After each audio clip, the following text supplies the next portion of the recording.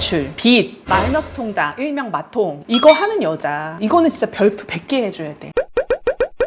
안녕하세요. 연애 읽어주는 여자입니다. 결혼 정년기에 계신 분들 중에 내가 만나는 이성이 이런 유형이다. 그러면 다시 한번 생각해 보셔야 돼요. 관련해서 얘기 나눠볼게요. 지금 결혼 정년기 사람들한테 이런 유형의 사람을 만나고 계시다면 좀 주의를 해라 이런 말이잖아요. 그쵸? 뭐 어떤 유형이 있을까요? 첫 번째는 급 나누는 여자. 소위 말해 그레이드라고 얘기하는데 아무래도 이거는 제가 지금 현장에서 일을 하는 사람이다 보니까 결정사에 오시는 여성분들이 대부분 이런 얘기예요.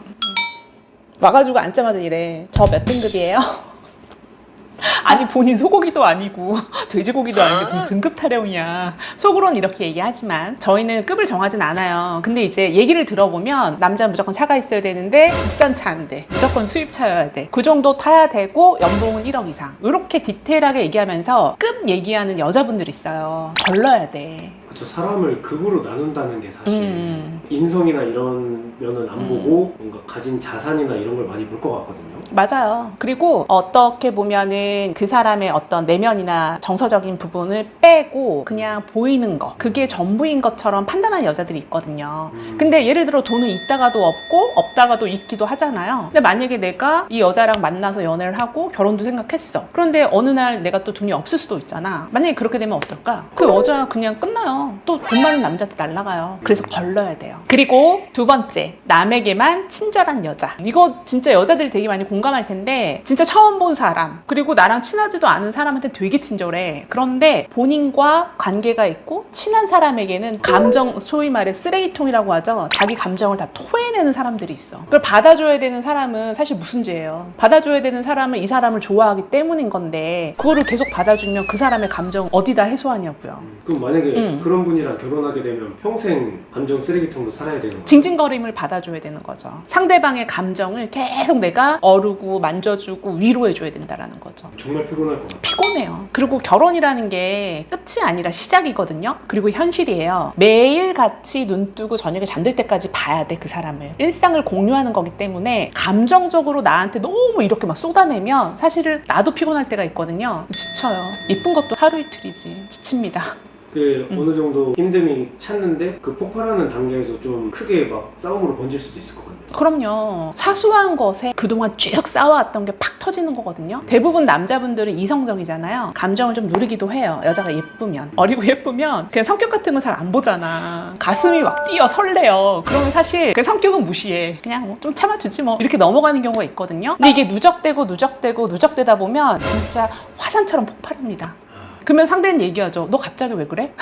늘 그랬는데 갑자기 왜 이러는 거야? 라고 하면 황당하죠. 그리고 세 번째, SNS에 미쳐있는 여자. SNS에 정말 중독되고 미쳐있는 여자다라고 하면 해외여행, 그리고 맛집, 소위 말해 맛집이 아니라 그냥 사진 찍기 좋은 그런 플레이스를 찾아요. 근데 또 그런 데는 비싸다? 근데 자기 돈 쓰지 않잖아. 대부분 남자는 관심도 없어 사실. 그런데 여자친구고 가고 싶어 하니까 가야 돼. 그래서 그 사진 한 장을 건지기 위해서 1시간, 2시간 소비한다 라는 거죠. 피곤한 거죠. SNS에 명품 사진으로 도배되어 있는 여자는 걸러라 이런 말도 있잖아요. 맞아요. 왜냐하면 사실 우리가 뭐 초중고 나오고 직장을 잡으면 받아야 되는 돈은 한정적이거든요. 우리나라 모든 국민의 90%가 금수저 아니거든. 근데 SNS 들어가 보면 사실 다 금수저 같아. 진짜 나만 흑수저 같고 다 금수저 같아. 맨날 해외여행 가고 맨날 맛집 가고 맨날 뭐 호캉스 가고 그런 거 같거든요. 근데 현실 세계는 그렇지 않잖아요. 그래서 그거에 미쳐있는 사람과 현실 연애를 하려면 너무 괴롭고 힘들 것 같아요. 그래서 걸러야 된다. 그리고 네 번째는 별표여야 돼. 별표 5개. 경제 개념이 진짜 1도 없는 여자는 걸르셔야 돼요. 소위 말해 대출, 빚, 마이너스 통장, 일명 마통, 이거 하는 여자, 이거는 진짜 별표 100개 해줘야 돼. 예를 들어 빚 내가지고 강아지 장신구 사주고, 그리고 또 굳이 택시 타고 가서 산책시키고. 왜? 나는 이런 여자이고 싶거든. 남들이 봤을 때 이런 모습이고 싶어. 그런데 사실 자기 통장 텅텅 비어있잖아. 심지어는 마이너스 끌기도 하고, 그리고 서슴없이 친구들한테 돈을 빌리기도 하고. 이런 거에 대해서 익숙해진 친구들은 결혼으로 이루어졌을 때 자기는 그대로야. 그냥 계속 사치하고 그 삶을 영위하고 싶어. 더하면 더했지 덜하진 않아요. 근데 그 소비를 맞춰줄 수 있는 사람이 누구냐 이거지. 남편이라는 거야. 근데 남편이 그거를 계속 받아줄 수 있느냐, 그건 좀 다른다라는 거죠. 예를 들어 집에서 여자는 놀아. 근데 남자는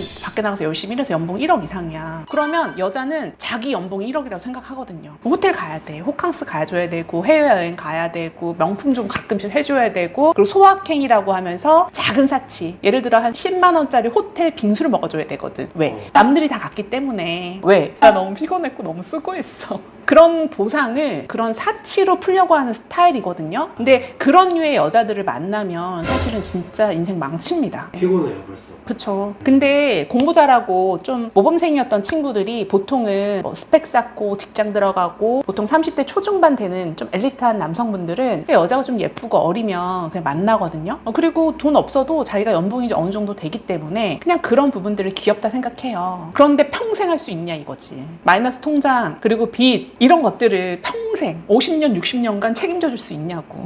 부모처럼. 피디님 하실 수 있을까요? 저는 그냥 결혼을 안 하겠습니다. 너무 피곤할 것 같아요. 그리고 또 이런 사람들의 특징이 뭐냐면 자기가 누려왔던 걸 결혼 이후에 못 누리잖아? 포함을 떨어. 저 인간 때문에 내가 처녀 시절에 이렇게 지냈는데 이런 삶을 유지했는데 저 인간의 급여를 또는 돈을 제대로 못 벌어오기 때문에 피곤해. 나한테 잔소리하는 것도 듣기 싫어. 소비를 줄여라 하는 것들에 대해서 막 듣기 싫은 거지. 사실 젊을 때 자기가 누렸던 모든 것들은 사실 빚 때문에 누린 거잖아요. 근데 그걸 착각하는 거지. 나는 젊을 때 이렇게 누리고 살았는데. 그래서 그런 여자는 사실 진짜 걸러야 돼요. 먼저 첫 번째. 항상 내가 1순위이어야 하는 여자. 쉽게 설명을 하자면 이 남자한테 내가 항상 우선순위 1순위로 있어야 돼. 프로젝트가 들어갔다던가 아니면 친구들 모임이 있다던가 기타 등등의 개인적인 어떤 일이 있다 하더라도 그 남자의 우선순위엔 항상 내가 1등으로 있어야 된다라고 생각하는 여자분들이 꽤 많으세요. 서로 초반에는 우선순위인 건 맞겠지. 왜냐하면 서로가 서로를 꼬셔야 연인 관계가 되는 거고 연인 관계가 막 시작이 될 때 어때? 가장 행복하고 도파민이 엄청 나올 때거든요. 그때는 상대방이 내 마음속에 1순위이기는 해. 잠깐 일도 미뤄두기도 해. 그리고 친구들 모임도 막 취소하고 좀 미루기도 해. 연애가 좀 발전이 되고 서로 편안한 안정권으로 들어섰을 때에는 예를 들어 이 남자가 바쁘거나 또는 여자가 바쁘거나 하는 부분은 서로 대화를 통해서 조율하면 되는 부분이거든요. 근데 안정권에 들어섰음에도 불구하고 항상 그 사람의 모든 순위에서 내가 1순위이기를 바란다라고 하면 사실 그 부분에서 상대방이 느낄 땐 되게 어렵고 피곤한 여자라고 느낄 수 있어요. 서로 어느 정도 마음이 확인됐다라고 하면 이제 다시 일상으로 복귀해야 되잖아. 그러면 각자 일이 있는 거고 또 중요도 높은 것들이 있을 텐데 여자친구가 항상 1순위이기만 하면 어떻게 사회생활 하겠습니까? 그랬을 때 좀 조율이 되고 유연하게 생각할 수 있는 여자라고 하면 그 여자는 매력적이겠지만 항상 내가 1순위여야 되고 그 남자가 1순위로 나를 바라봐주지 않으면 화를 내거나 징징거리거나 그 부분에 배려심이 1도 없다 라고 하는 여자라고 하면 반드시 거르는 게 맞습니다. 두 번째, 전남친 중천론. 만남에서 전남친과 쭉 비교를 하는 거야. 이 사람을 만났는데 정말 직업이 끝내주게 좋았어. 이 사람은 만났는데 차가 뭐 포르쉐에 경제력 기반이 끝내주게 좋았어. 이 사람 만났을 때 키가 진짜 180 이상이어서 만나자마자 얼굴만 보면 화가 막 스르르 풀려. 이 모든 것의 평균값을 내서 그 사람이 조합된 사람, 그건 유니콘이거든? 근데 그런 사람과 현재 내가 만나고 있는 인간계에 있는 내 남자친구가 막 비교를 하면 어떠냐면 굉장히 피곤해. 여자분들 중에 상담 오셔서 현빈 얘기하는 경우 되게 많아요. 현빈 뭐 자상하고 착하고 얼굴 잘생기고 돈 잘 벌고 막 이런 얘기 하거든. 현빈이 이상형이에요. 그런 남자 만나고 싶어요. 막 이런 얘기 해. 근데 현빈 옆에는 되게 예쁜 손예진이라는 배우가 있잖아요. 끼리끼리 만나는 거거든. 근데 예를 들어 내가 만났던 모든 남자의 평균값을 내서 그 중에 가장 베스트한 조건들만 만들어 놓은 그 유니콘 같은 사람, 이런 사람 아니면 만나기 싫어, 이런 사람 아니면 결혼하기 싫어, 이렇게 생각을 하면 만날 사람이 없다라는 거예요. 그래서 내가 연애하고 있는 사람이 끊임없이 나를 막 비교해. 그러면 그런 사람에게 뭐 결혼을 하고 싶다라거나 미래를 함께 하고 싶다라고 그리지 않습니다. 그래서 비교하는 것 자체는 누구나가 다 선호하지 않아요. 그래서 결혼 전에 나를 놓고 상대방이 계속 비교를 한다. 뭐 내 친구 남편은 뭐 연봉이 3억이래, 의사래, 내 친구 남편 사업가인데 뭐 집안의 자산이 100억대래. 이런 얘기를 그냥 평범하게 한다라고 하면 그런 여자 만났다라고 하면 거르세요. 아셨죠? 그리고 세 번째, 비교와 사치가 일상인 여자. 이건 이제 제가 두 번째에서 말씀드린 것과 좀 일맥상통한 부분이 있는데요. SNS 요즘 많이 하시잖아요. 인스타도 하고 페이스북도 하고 뭐 유튜브도 보는데 거기 보면 어때? 세상에 잘난 사람, 세상에 누구나 다 행복한 사람들만 가득해요. 내 현실 세계는 그렇지 않다라는 거지. 저 역시도 마찬가지예요. 예를 들어 가족 모임 때 1년에 한 번 되게 좋은 레스토랑에 갔거나 되게 좋은 어떤 그런 데를 갔어. 서비스도 받았어. 그러면 그 사진을 만장 찍겠지. 100장 찍겠지. 그래서 그 사진이 마치 내 평상시의 일부인 것처럼 올리기도 해요. 행복했던 모습을 사실 기억하고 싶어서일 거야.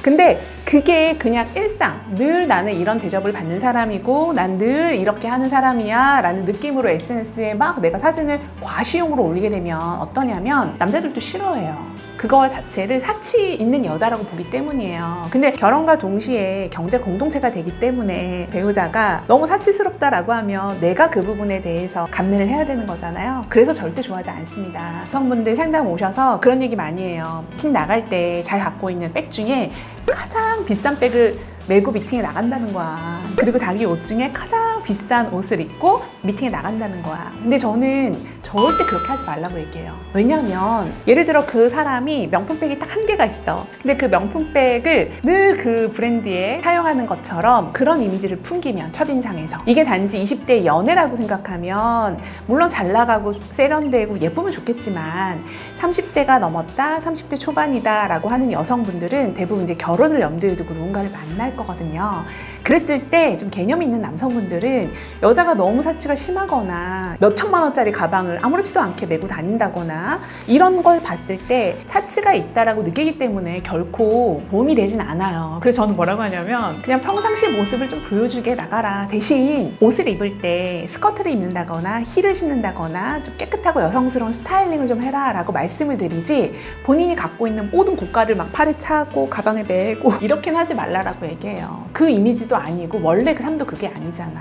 결혼은 연극이 아니에요. 잠깐 1, 2년 반짝 연극한다라고 해도 그게 롱런할 수 없기 때문에 결국은 본색이 드러나거든요. 그게 1년 안에 드러나느냐 아니면 처음부터 오픈해서 우리 둘이 서로 알고 가느냐 그건 되게 큰 차이예요. 나의 있는 그대로의 모습도 솔직 담백하게 보여주고 이런 모습을 서로가 서로한테 보여줬을 때 아, 이 사람은 좀 정적인 사람이구나. 아, 이 사람은 사치를 좀 하는 사람이구나. 내가 그 부분에 대해서 인지를 하고 그 부분에 대해서 내가 내 마음이 수락이 됐을 때 결혼까지 염두에서 갔을 때는 사기 결혼 당했다라는 말을 안 하는 거예요. 사기 당했다라고 말하는 게 뭐야. 너무나 중요한 포인트에서의 내가 말하지 않는 부분들이 있어. 예를 들자면 내가 빚이 있는데 상대방에게 빚이 있다라는 얘기를 하지 않아. 그건 사기예요.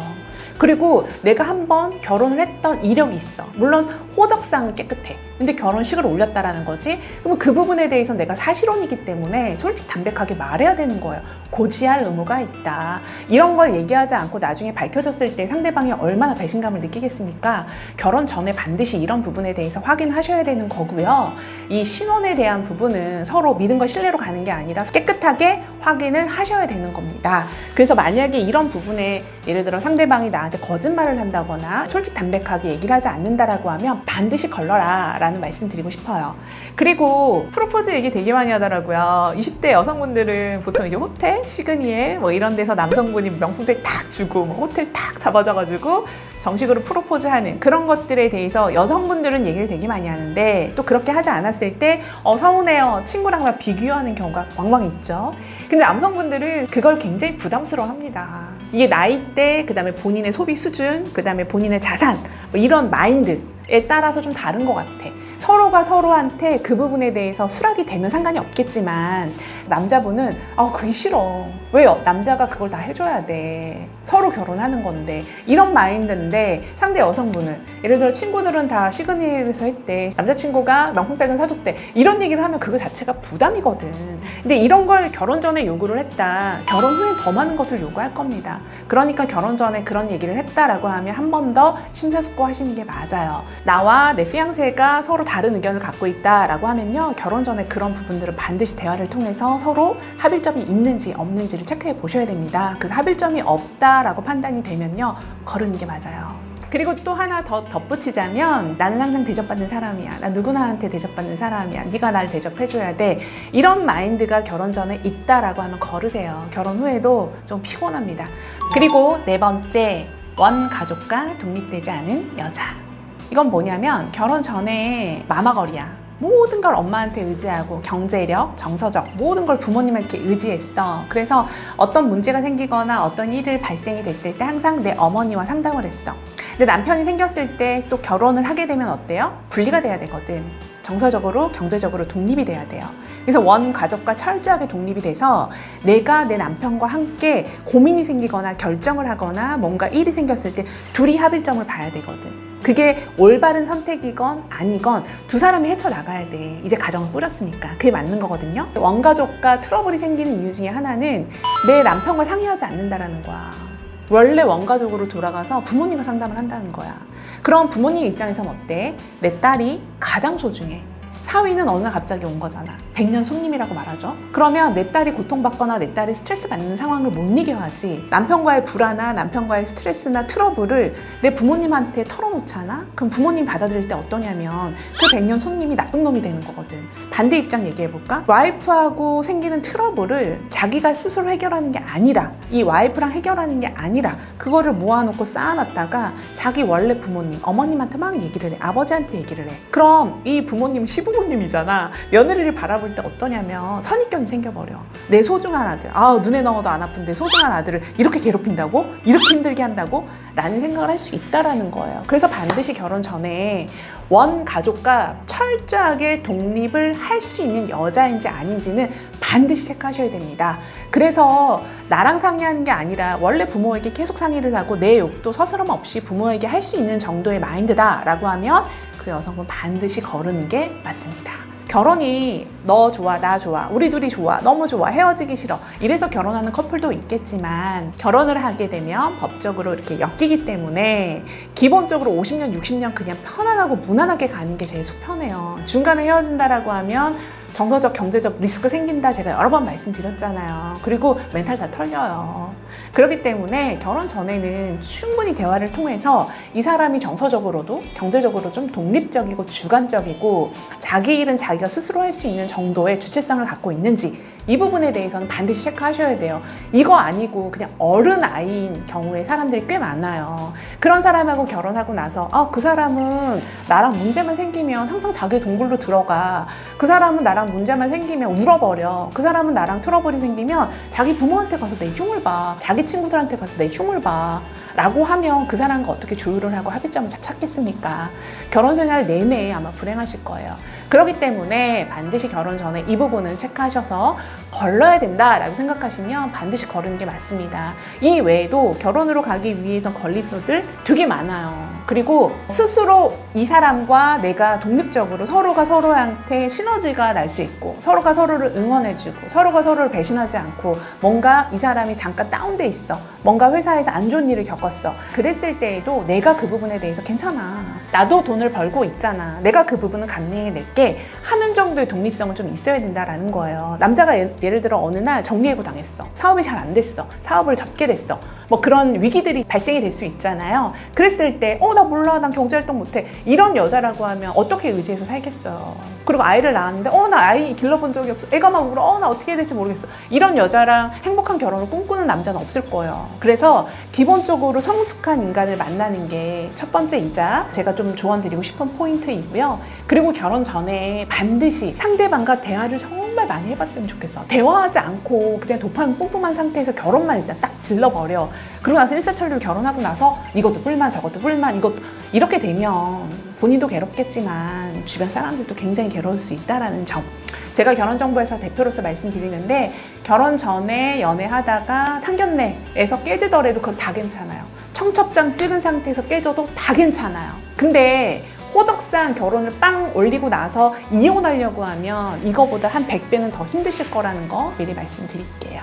그래서 오늘은 제가 결혼 전에 이런 여자를 만났다라면 반드시 걸러라 라는 포인트로 한 4가지 정도 말씀을 드렸는데요. 오늘 제 영상이 도움이 됐다면 좋아요, 구독 부탁드릴게요. 지금까지 연애 읽어주는 여자였습니다. 감사합니다.